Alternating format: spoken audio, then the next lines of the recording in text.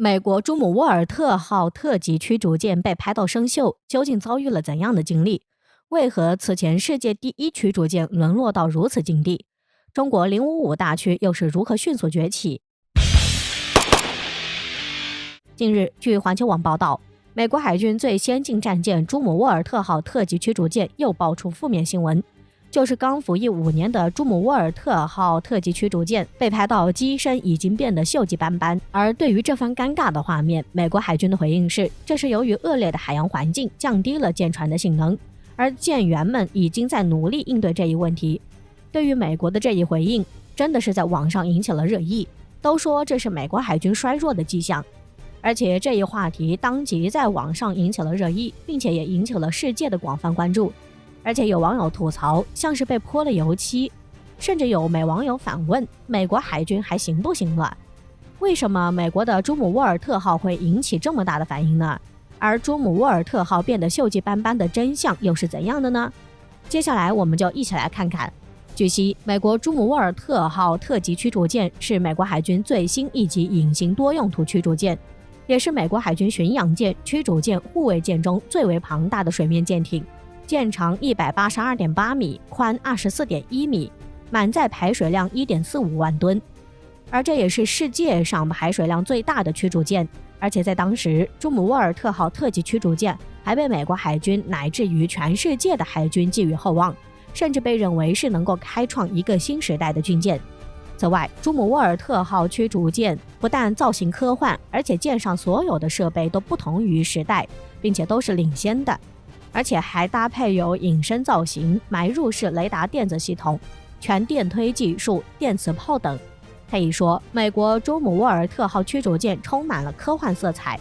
而且舰上的每一项科技都是科幻的代名词。所以这也使得美国朱姆沃尔特号驱逐舰借着科幻的外形，成为美国驱逐舰史上的巅峰之作。然而，朱姆沃尔特号驱逐舰最大的特色就在于它所搭配的武器。其中就有2门155毫米先进舰炮系统尤为可贵，这是一种62倍口径、采用深管水冷系统的新型舰炮，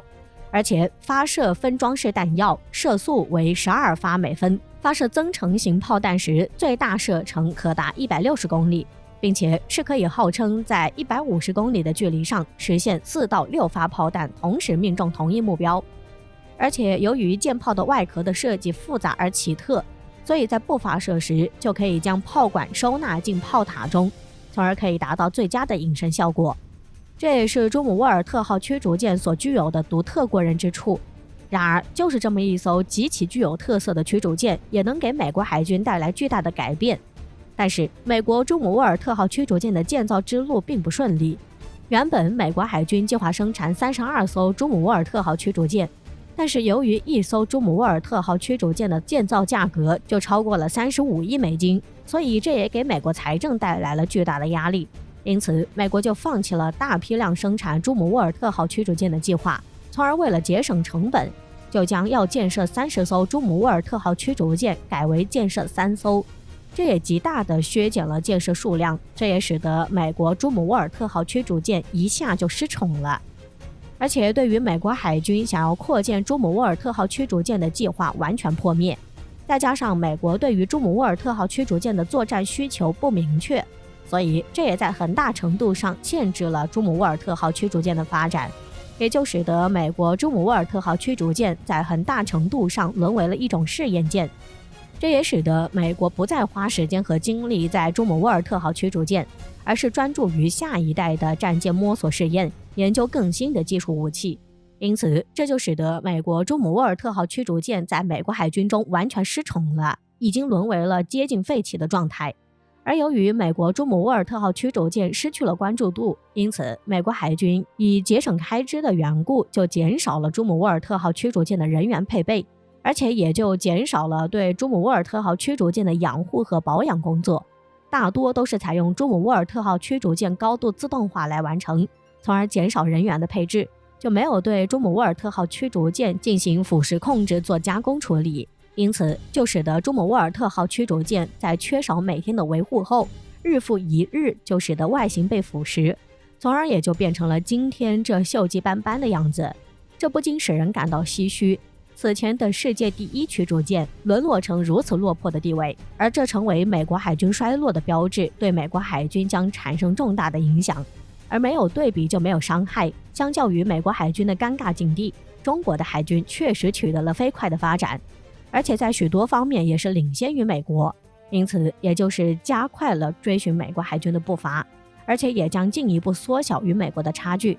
并且相较于美国海军的朱姆沃尔特号驱逐舰，中国最强的大型驱逐舰就是截然不同的存在，而且也是取得了较大的成就，可以说将会与美国朱姆沃尔特号驱逐舰有着截然不同的发展。据悉，此前有消息称，中国的第4艘055驱逐舰正式服役。此前中国已经服役的055驱逐舰包括101南昌舰、102拉萨舰以及105大连舰，而此次则是103新安山舰。这也表明中国首批8艘055驱逐舰都已入水海试，并且在不久的将来将会陆续入列。而且有消息指出，在明年上半年，中国首艘8批055万吨大驱基本都可以完成成功入列。